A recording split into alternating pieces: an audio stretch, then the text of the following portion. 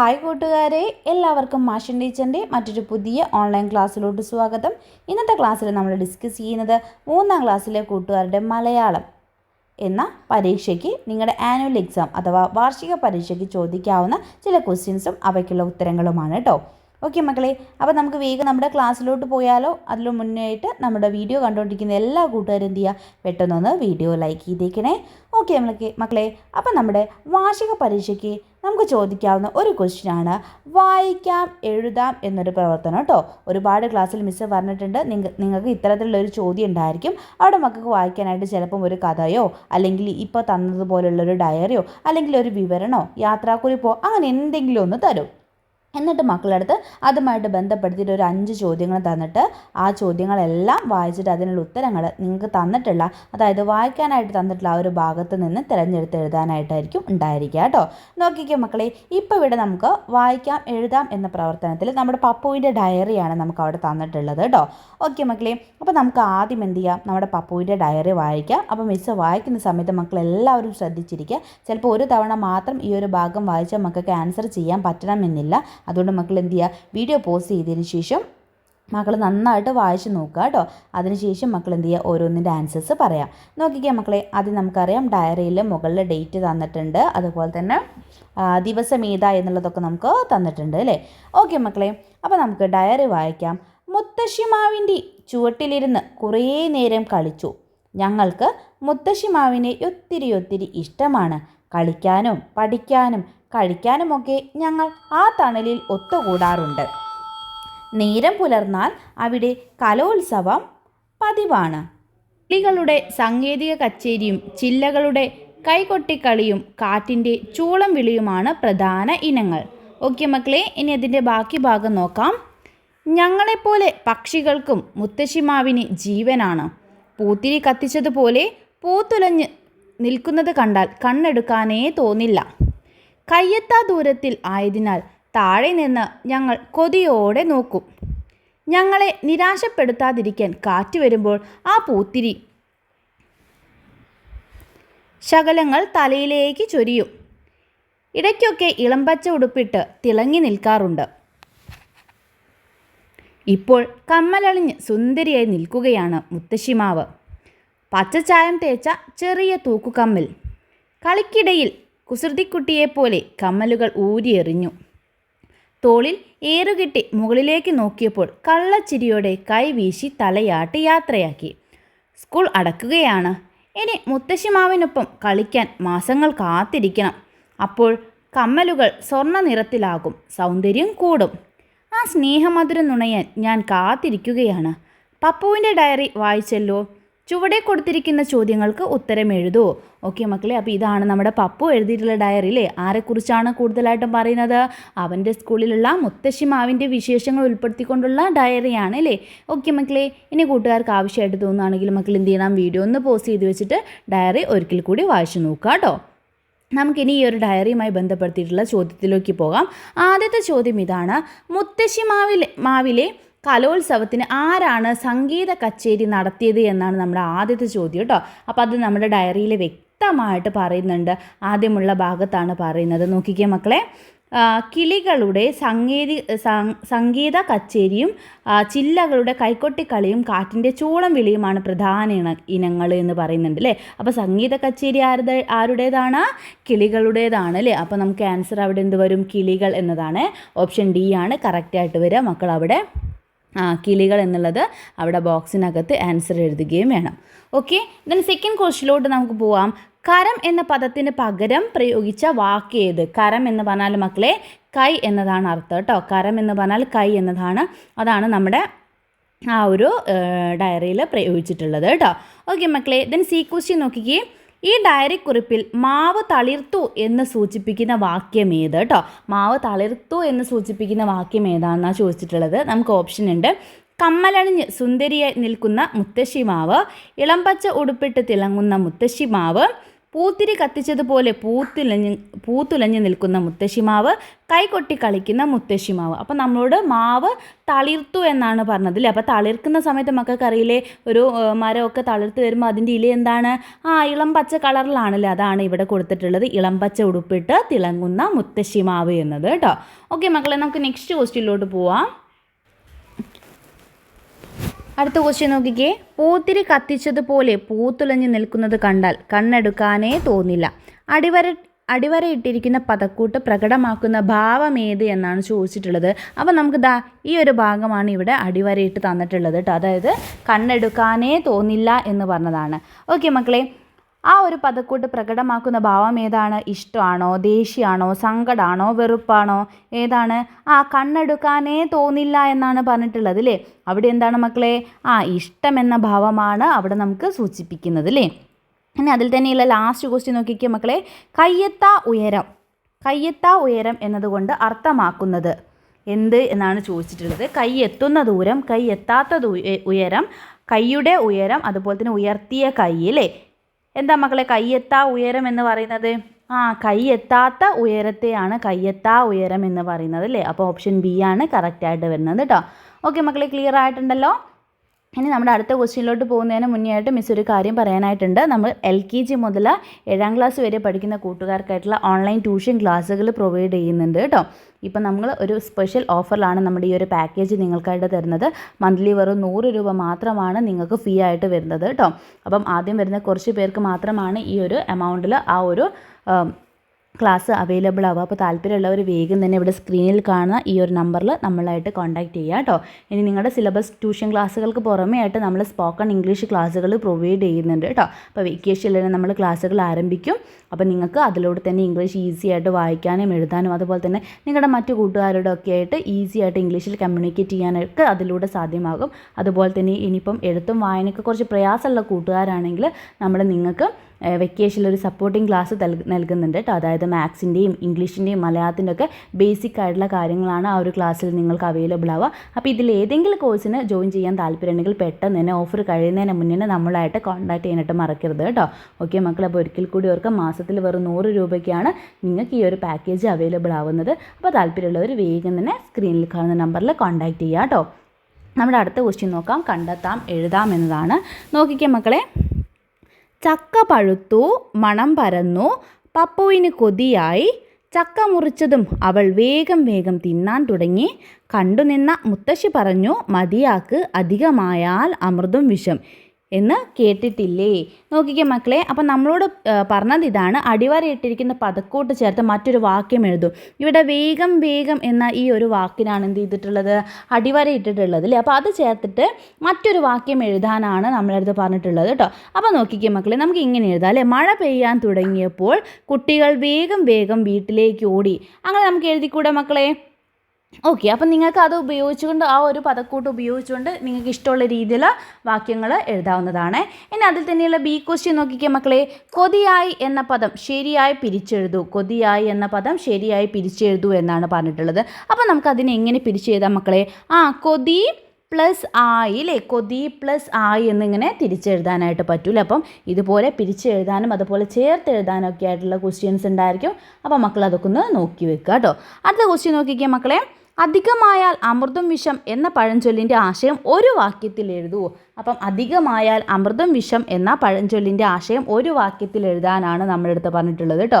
Okay മക്കളെ, അപ്പോൾ എന്താണ് അധികമായാൽ അമൃതും വിഷം എന്ന് പറഞ്ഞാൽ എന്താണ് മക്കളെ? ഏതും അധികമായി ചെയ്താൽ അത് നല്ലതല്ല അല്ലേ. ഏതൊരു കാര്യം നമ്മൾ അധികമായിട്ട് ചെയ്താൽ എന്താണ്, അത് നല്ലതല്ല. അത്രയും അതിൻ്റെ ആശയമായിട്ട് വരുന്നുള്ളൂ കേട്ടോ. ഓക്കെ മക്കളെ, അപ്പോൾ ക്ലിയർ ആയിട്ടുണ്ടല്ലോ. എങ്കിൽ നമ്മുടെ അടുത്ത ചോദ്യത്തിലോട്ട് പോവാം. പപ്പുവിൻ്റെ കടങ്കഥാശേഖരം നോക്കൂ. കടങ്കഥയിൽ ഒളിച്ചിരിക്കുന്നത് ആരാണ്? നോക്കിക്കുക മക്കളെ, നമുക്ക് അവിടെ ഒരു ക്വസ്റ്റ്യൻ ഉണ്ട്. കണ്ണുണ്ട്, ചെവിയില്ല, വായില്ല, വയറുണ്ട്, വയറു നിറയെ വെള്ളം.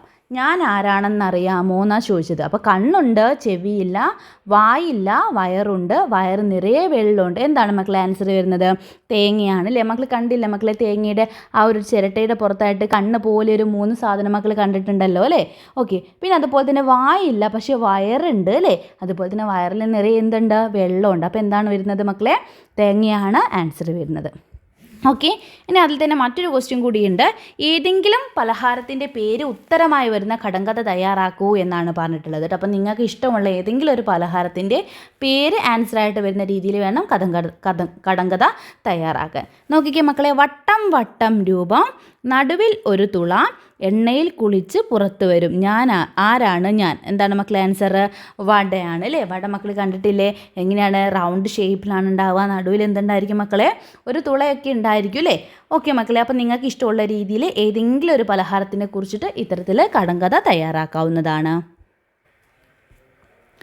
പ്രവർത്തനം 3 വരയ്ക്കാം രസിക്കാം എന്നതാണ് കേട്ടോ. അപ്പോൾ വളരെ ഇൻട്രസ്റ്റിംഗ് ആയിട്ടുള്ളൊരു പ്രവർത്തനമാണ് കേട്ടോ മക്കളെ. അപ്പോൾ നിങ്ങൾ എന്ത് ചെയ്യുക, നിർബന്ധമായിട്ടും നിങ്ങളുടെ എക്സാമിന് പോകുന്ന സമയത്ത് കളറ് നിങ്ങളുടെ കയ്യിൽ കൊണ്ടുപോവുക കേട്ടോ. ഇത്തരത്തിൽ നമുക്ക് ചിത്രം വരയ്ക്കാനൊക്കെയുള്ള ക്വസ്റ്റ്യൻസ് ഉണ്ടായിരിക്കും. നോക്കിക്കേ മക്കളെ, പപ്പു കണ്ട പ്രഭാത കാഴ്ച വായിക്കൂ. അപ്പം മക്കൾ നന്നായിട്ട് ശ്രദ്ധിച്ചിരിക്കുക. അവിടെ കണ്ടിട്ടുള്ള ആ കാഴ്ച മിസ്സ് വായിക്കാം. അതനുസരിച്ച് അത് കേട്ടിട്ട് ആ ഒരു ചിത്രമാണ് മക്കൾ വരയ്ക്കേണ്ടത് കേട്ടോ. നോക്കിക്കേ, ആകാശം തൊട്ടു നിൽക്കുന്ന നീല കുന്നുകൾ, കുന്നുകൾക്കിടയിലൂടെ സൂര്യൻ ഒളിഞ്ഞു നോക്കുന്നു, പക്ഷിക്കൂട്ടം തീറ്റ തേടി പറന്നുയർന്നു. താഴെ വയലോരത്തെ കൊച്ചുവീട്ടിൽ കുട്ടികൾ കോഴിക്ക് തീറ്റ കൊടുക്കുന്നു. കാഴ്ചക്കാരിയെപ്പോലെ തത്തമ്മ തെങ്ങോലയിലിരിക്കുന്നു. പപ്പുവിൻ്റെ പ്രഭാത കാഴ്ചകൾ വായിച്ചല്ലോ, ഈ പ്രഭാത കാഴ്ചകൾ വരച്ചു നിറം നൽകൂ. അപ്പം നോക്കിക്കേ മക്കളെ, എന്തൊക്കെയാണ് നമുക്ക് അവിടെ പറഞ്ഞിട്ടുള്ളത്? ആകാശം തൊട്ട് നിൽക്കുന്ന നീല കുന്നുകളുണ്ടല്ലോ, അപ്പോൾ കുന്നുകൾ മക്കൾ വരയ്ക്കണം. അതുപോലെ തന്നെ കുന്നുകൾക്കിടയിലൂടെ സൂര്യൻ ഒളിഞ്ഞു നോക്കുന്നു അല്ലേ, അപ്പോൾ കുന്നുകൾക്കിടയിലൂടെ സൂര്യൻ വരുന്ന രീതിയിലുള്ള ചിത്രമായിരിക്കണം. പിന്നെ പക്ഷിക്കൂട്ടം തീറ്റ തേടി പറന്നുയരുന്നു അല്ലേ, അപ്പം കുറേ പക്ഷികൾ പറക്കുന്ന രീതിയിലുള്ളത് മക്കൾ വരയ്ക്കണം. അതുപോലെ തന്നെ താഴെ വയലോരത്തെ കൊച്ചു വീടിൽ, അപ്പോൾ കുഞ്ഞതായിട്ടുള്ളൊരു വീട് വേണം. അതുപോലെ തന്നെ അവിടെ കുട്ടികൾ എന്ത് ചെയ്യണം? കോഴിക്ക് തീറ്റ കൊടുക്കണം അല്ലേ. അങ്ങനെ അതെല്ലാം നോക്കിയിട്ട് ഒരു കാഴ്ചക്കാരിയെ പോലെ തെങ്ങോലയിലിരിക്കുന്ന ഒരു തത്തയും വേണം മക്കൾ വരയ്ക്കാനായിട്ട്. നോക്കിക്കേ മക്കളെ, അതെല്ലാം ഉൾപ്പെടുത്തിയിട്ട് മിസ് അവിടെ ഒരു പിക്ചർ കൊടുത്തിട്ടുണ്ട് കേട്ടോ. കുന്നുകൾക്കിടയിലുള്ള സൂര്യനുണ്ട്, പക്ഷികൾ പറന്ന് പോകുന്നുണ്ട്, തത്ത തെങ്ങോലയിലിരിക്കുന്നുണ്ട്, കുട്ടികൾ കോഴികൾക്ക് തീറ്റ കൊടുക്കുന്നുണ്ട്, ഒരു കുഞ്ഞു വീടുണ്ട്, ഒരു വയലോരത്താണ് ആ വീടുള്ളത് അല്ലേ. ഓക്കെ, അപ്പോൾ അതെല്ലാം ഉൾപ്പെടുത്തിയിട്ടാണ് മിസ് അവിടെ ഒരു പിക്ചർ കൊടുത്തിട്ടുള്ളത്. അപ്പോൾ ഇത്തരത്തിൽ നിങ്ങൾക്ക് ഒരു ചിത്രം വരച്ചിട്ട് നിറം നൽകാവുന്നതാണ് കേട്ടോ. ഓക്കെ മക്കളെ, നമ്മുടെ അടുത്ത ക്വസ്റ്റ്യനിലോട്ട് പോവാം. പ്രവർത്തനം 4A-യും B-യും ഉണ്ട്. രണ്ടെണ്ണത്തിൽ ഏതെങ്കിലും ഒന്നിന് ഉത്തരം എഴുതിയാൽ മതി കേട്ടോ. ഓക്കെ മക്കളെ, പ്രവർത്തനം 4A ആണ് ആദ്യം നമ്മൾ ഡിസ്കസ് ചെയ്യുന്നത്. അറിയിപ്പ് തയ്യാറാക്കാം എന്നതാണ്. നോക്കിക്കേ മക്കളെ, പപ്പുവിൻ്റെ സ്കൂളിൽ വാർഷികാഘോഷവുമായി ബന്ധപ്പെട്ട് വർണ്ണോത്സവം, രചനോത്സവം, കഥോത്സവം എന്നിങ്ങനെ വിവിധ ഉത്സവങ്ങൾ തുടങ്ങുകയാണ്. വർണ്ണോത്സവത്തിന് എല്ലാ കുട്ടികളെയും ഉൾപ്പെടുത്തി ചിത്രരചനാ മത്സരം സംഘടിപ്പിക്കുന്നുണ്ട്. അത് കാണാൻ രക്ഷിതാക്കളെ ക്ഷണിച്ചുകൊണ്ട് ഒരു അറിയിപ്പ് തയ്യാറാക്കൂ എന്നാണ് പറഞ്ഞിട്ടുള്ളത് കേട്ടോ. ഓക്കെ മക്കളെ, അപ്പോൾ എന്താണ്? പപ്പുവിൻ്റെ സ്കൂളിൽ വാർഷികാഘോഷമാണ് അല്ലേ. അപ്പോൾ അവിടെ വർണ്ണോത്സവത്തിന് എല്ലാ കുട്ടികളും ഉൾപ്പെടുത്തിയിട്ടുള്ള ചിത്രരചനാ മത്സരം നടത്തുന്നുണ്ട്. അപ്പോൾ അത് കാണാനായിട്ട് രക്ഷിതാക്കളെ ക്ഷണിച്ചുകൊണ്ടാണ് അറിയിപ്പ് തയ്യാറാക്കേണ്ടത്. നോക്കിക്കാം മക്കളെ, നമുക്ക് ആദ്യം സ്കൂളിൻ്റെ പേരൊക്കെ എഴുതാം. GLP school Karimankuzhi. മക്കൾക്ക് എന്ത് ചെയ്യാം? നിങ്ങൾക്ക് ഇഷ്ടമുള്ള രീതിയിൽ സ്കൂളിൻ്റെ പേരുകൾ കൊടുക്കാം കേട്ടോ. അതുപോലെ നമ്മൾ ഡേറ്റ് ചെയ്ത് പിന്നെ അറിയിപ്പ് എന്ന് കൊടുത്തു. നോക്കിക്കാം മക്കളെ, സ്കൂളിലെ വാർഷികാഘോഷത്തോടനുബന്ധിച്ച് വർണ്ണോത്സവം, രചനോത്സവം, കഥോത്സവം എന്നീ വിവിധ ഉത്സവങ്ങൾ ആരംഭിക്കുന്നു. ഇതിൻ്റെ ഭാഗമായി എല്ലാ കുട്ടികളെയും ഉൾപ്പെടുത്തി ചിത്രരചനാ മത്സരം 21/2026 രാവിലെ 10 മണിക്ക് സ്കൂൾ പരിസരത്ത് സംഘടിപ്പിക്കുന്നു. ഈ പരിപാടി കാണുന്നതിനായി എല്ലാ രക്ഷിതാക്കളെയും സാദരം ക്ഷണിക്കുന്നു. ഇനി താഴെ വേണമെങ്കിൽ നിങ്ങൾക്ക് ആരാണ് അത് പറയുന്നത്? ഹെഡ് മാസ്റ്റർ ആണെങ്കിൽ അങ്ങനെ മക്കൾക്ക് അവിടെ എഴുതാവുന്നതാണ് കേട്ടോ. ഓക്കെ മക്കളെ, അപ്പം ഇത്തരത്തിൽ നിങ്ങൾക്ക് എന്ത് ചെയ്യാം? ഒരു അറിയിപ്പ് തയ്യാറാക്കാവുന്നതാണ്. ഓക്കെ, അപ്പം നമുക്ക് 4A-യും 4B എന്ന് പറയുന്ന ഒരു ക്വസ്റ്റ്യൻ കൂടിയുണ്ട്. അത് നമുക്ക് നോക്കുന്നതിന് മുന്നായിട്ട് മിസ് ഒരിക്കൽ കൂടി ഓർമ്മപ്പെടുത്തുകയാണ്. നമ്മൾ 1 മുതൽ UKG മുതൽ 7ാം ക്ലാസ് വരെയുള്ള കൂട്ടുകാർക്കായിട്ടുള്ള ഓൺലൈൻ ട്യൂഷൻ ക്ലാസ്സുകൾ നമ്മൾ കൊടുക്കുന്നത് നമ്മുടെ ആപ്ലിക്കേഷൻ വഴിയാണ് കേട്ടോ. നമുക്കൊരു ആപ്പ് ഉണ്ട്, നമ്മുടെ മാഷൻ ടീച്ചറും എന്ന് പറഞ്ഞിട്ട്. അപ്പോൾ അത് വഴിയാണ് നിങ്ങൾക്ക് ക്ലാസ് ഉണ്ടായിരിക്കുക. പിന്നെ നമുക്കതിൽ സ്റ്റഡി മെറ്റീരിയലുകൾ ഉണ്ടായിരിക്കും. അതുപോലെ തന്നെ റെക്കോർഡ് ക്ലാസ്സുകൾ അവൈലബിൾ ആയിരിക്കും. പിന്നെ ആ കൂട്ടുകാർക്ക് ആവശ്യമായിട്ടുള്ള ക്വിസുകൾ, ഓരോ ക്ലാസ്സിന് ശേഷമുള്ള എക്സാം അറ്റൻഡ് ചെയ്യാനായിട്ടുള്ള ഓപ്ഷൻസ് എല്ലാം നമ്മുടെ ആപ്പിൽ നിങ്ങൾക്ക് അവൈലബിൾ ആയിരിക്കും കേട്ടോ. ഓക്കെ മക്കളെ, നിങ്ങൾക്ക് ട്യൂഷനല്ല സ്പോക്കൺ ഇംഗ്ലീഷ് ക്ലാസ്സുകളാണെങ്കിലും നിങ്ങൾക്ക് റെക്കോർഡ് ക്ലാസ്സുകൾക്ക് പുറമേ ആയിട്ട് നിങ്ങൾക്ക് ലൈവായിട്ട് ഇംഗ്ലീഷ് സംസാരിക്കാനായിട്ടുള്ള ഒരു സെക്ഷനും അവിടെ അവൈലബിൾ ആയിരിക്കും കേട്ടോ. അപ്പോൾ ഇതിനെല്ലാം ഇപ്പോഴത്തെ ഓഫർ പ്രൈസ് വരുന്നത് മാസത്തിൽ വെറും 100 രൂപയാണ്. അപ്പോൾ താല്പര്യമുള്ളവരുണ്ടെങ്കിൽ വേഗം തന്നെ നമ്മളായിട്ട് കോൺടാക്ട് ചെയ്യുക. നമ്മുടെ ഓഫർ എത്രയും പെട്ടെന്ന് തന്നെ അവസാനിക്കുന്നതായിരിക്കും കേട്ടോ. അതുപോലെ തന്നെ എഴുത്തും വായനയും പ്രയാസപ്പെടുന്ന കൂട്ടുകാരുണ്ടെങ്കിൽ വെക്കേഷനിൽ നമ്മൾ അതിനുള്ള ക്ലാസ്സുകൾ ആരംഭിക്കുന്നുണ്ട്. അപ്പോൾ നമുക്ക് ഏറെക്കുറെ വെക്കേഷൻ കഴിയുന്നതോട് കൂടിയിട്ട് തന്നെ ആ ഒരു കാര്യങ്ങൾ നമുക്ക് ഓക്കെ ആക്കാനായിട്ട് പറ്റും കേട്ടോ. അപ്പോൾ വേഗം തന്നെ നമ്മളായിട്ട് കോൺടാക്റ്റ് ചെയ്യുക കേട്ടോ. നോക്കിക്കേ മക്കളെ, 4B നോക്കാം. കത്തെഴുതാം എന്നതാണ് അടുത്ത നമ്മുടെ ക്വസ്റ്റ്യൻ വരുന്നത്. വർണ്ണോത്സവത്തിന് സ്കൂളിൽ ഒരുക്കുന്ന ചിത്ര പ്രദർശനം കാണാൻ കൂട്ടുകാരനെ ക്ഷണിച്ചുകൊണ്ടൊരു കത്തെഴുതൂ എന്നാണ് പറഞ്ഞിട്ടുള്ളത് കേട്ടോ. അപ്പോൾ നിങ്ങളുടെ കൂട്ടുകാരനെ ഈ ഒരു വർണ്ണോത്സവത്തിൽ ഒരുക്കുന്ന ചിത്ര പ്രദർശനം കാണാനായിട്ട് ക്ഷണിച്ചുകൊണ്ടൊരു കത്തെഴുതാനാണ് പറഞ്ഞിട്ടുള്ളത്. നോക്കിക്കേ മക്കളെ, കത്തെഴുതുന്ന സമയത്ത് നമുക്കറിയാമല്ലോ ഇങ്ങനെ ഡേറ്റ് കൊടുക്കണം, അതുപോലെ തന്നെ നമ്മൾ പ്ലേസൊക്കെ കൊടുക്കണം അല്ലേ. ഓക്കെ, എന്നിട്ട് നിങ്ങളുടെ കൂട്ടുകാരനാണ് കത്തെഴുതേണ്ടത്. മിസ് ഇപ്പം പ്രിയ കൂട്ടുകാരൻ അജയ്, നോക്കിക്കുക അജയ്ക്ക് എന്ന് മക്കൾക്ക് എഴുതാം കേട്ടോ. സുഖമായിരിക്കുമെന്ന് കരുതുന്നു. ഞങ്ങളുടെ സ്കൂളിൽ വാർഷികാഘോഷത്തോടനുബന്ധിച്ച് വർണ്ണോത്സവം നടക്കുകയാണ്. വർണ്ണോത്സവത്തിൻ്റെ ഭാഗമായി ഞങ്ങൾ വരച്ച ചിത്രങ്ങളുടെ ചിത്ര പ്രദർശനം ഒരുക്കിയിട്ടുണ്ട്. അത് കാണാൻ നീ വരണം. ഈ പരിപാടി 20/1/2026 സ്കൂളിൽ വെച്ചാണ് നടക്കുന്നത്. നീ തീർച്ചയായും വരുമെന്ന് പ്രതീക്ഷിക്കുന്നു. സ്നേഹത്തോടെ പപ്പു. നോക്കിക്കുക മക്കളെ, അപ്പം നിങ്ങൾ ഡയറി എഴുതുന്ന സമയത്ത് കൃത്യമായിട്ട് അതിൻ്റെ ഫോർമാറ്റൊക്കെ പാലിച്ചുകൊണ്ട് എഴുതുക. ഈ ഒരു സ്ഥലവും അതുപോലെ തന്നെ ഡേറ്റൊക്കെ എഴുതുന്നതിൽ നമുക്ക് പ്രത്യേകം മാർക്ക് ഉണ്ട് കേട്ടോ. പിന്നെ ഈ ഒരു കത്തിൻ്റെ സ്റ്റാർട്ടിങ്ങിലും അതുപോലെ തന്നെ ആരാണ് കത്ത് എഴുതിയത് എന്നുള്ളതൊക്കെ നമ്മൾ എഴുതുന്നതിന് നമുക്ക് പ്രത്യേകം മാർക്കുള്ളതാണ്. അതൊക്കെ നമ്മൾ ഒത്തിരി ക്ലാസ്സുകളിൽ പറഞ്ഞിട്ടുള്ളതാണ്. അപ്പം മക്കൾ എന്ത് ചെയ്യാതെ സ്കിപ്പ് ചെയ്യാതെ നിർബന്ധമായിട്ടും കത്ത് തയ്യാറാക്കുന്ന സമയത്ത് ആ കാര്യങ്ങളൊക്കെ ശ്രദ്ധിക്കുക കേട്ടോ. ഓക്കെ മക്കളെ, ഇനി നമുക്ക് 5ാമത്തെ ക്വസ്റ്റ്യനിലോട്ട് പോകാം. 5A-B എന്ന് പറഞ്ഞ 2 ക്വസ്റ്റ്യൻ ഉണ്ട് കേട്ടോ. അതിലേതെങ്കിലും ഒന്ന് അറ്റൻഡ് ചെയ്താൽ മതി. ഫസ്റ്റ് ക്വസ്റ്റ്യൻ ഇതാണ്, കഥ പൂർത്തിയാക്കാം. രചനോത്സവത്തിന് മീ എഴുതിയ കഥയുടെ ആദ്യ ഭാഗമാണ് ചുവടെയുള്ളത്. കഥ പൂർത്തിയാക്കൂ, കഥയ്ക്ക് തലക്കെട്ടും നൽകൂ എന്നാണ് പറഞ്ഞിട്ടുള്ളത് കേട്ടോ. അപ്പം നമുക്ക് വളരെ ഇമ്പോർട്ടൻ്റ് ആയിട്ടുള്ളൊരു ക്വസ്റ്റ്യനാണ്, നമ്മുടെ എക്സാമിന് ചോദിക്കുന്ന ക്വസ്റ്റ്യനാണ്. അപ്പോൾ ഇത്തരത്തിൽ മക്കൾക്ക് എന്ത് ചെയ്തിട്ടുണ്ട്, അവിടെ കഥയുടെ ആദ്യ ഭാഗം തന്നിട്ടുണ്ട്. ആ കഥയ്ക്ക് തലക്കെട്ടും നൽകണം, അതുപോലെ തന്നെ കഥയുടെ ബാക്കി ഭാഗവും പൂർത്തീകരിക്കണം. അപ്പോൾ തലക്കെട്ട് നിർബന്ധമായിട്ട് മക്കൾ നൽകുക. തലക്കെട്ട് നൽകുന്നതിന് നമുക്ക് 5ൽ 1 മാർക്ക് സ്കോർ ചെയ്യാൻ പറ്റും കേട്ടോ. ഓക്കെ മക്കൾ, അപ്പോൾ നമുക്ക് ആദ്യം അവിടെ തന്നിട്ടുള്ള കഥയുടെ ഭാഗം നോക്കാം. ഏലമലക്കാട്ടിലെ പേരാലിൻ്റെ ചോട്ടിൽ അരിമണിയുണ്ടെന്ന വാർത്ത ഉറുമ്പിൻ കൂട്ടമറിഞ്ഞു. ഉറുമ്പുകളെല്ലാം വരിയായി അവിടേക്ക് യാത്രയായി. യാത്രക്കിടയിലാണ് പുളിയനുറുമ്പ് ആ കാഴ്ച കണ്ടത്. ദൂരെ കുട്ടികൾ ആർത്ത് രസിച്ച് കളിക്കുന്നു. പുളിയനുറുമ്പ് കൂട്ടം മാറി കുട്ടികൾക്കരികിലേക്ക് നടന്നു. അപ്പോൾ ഇതാണ് നമുക്ക് അവിടെ തന്നിട്ടുള്ളത് കേട്ടോ. ഒരു ഏലമലക്കാട്ടിലുള്ള അരിമണി തേടി പോകുന്ന ഉറുമ്പുകളെ കുറിച്ചിട്ടുള്ളൊരു കഥയാണ് അല്ലേ.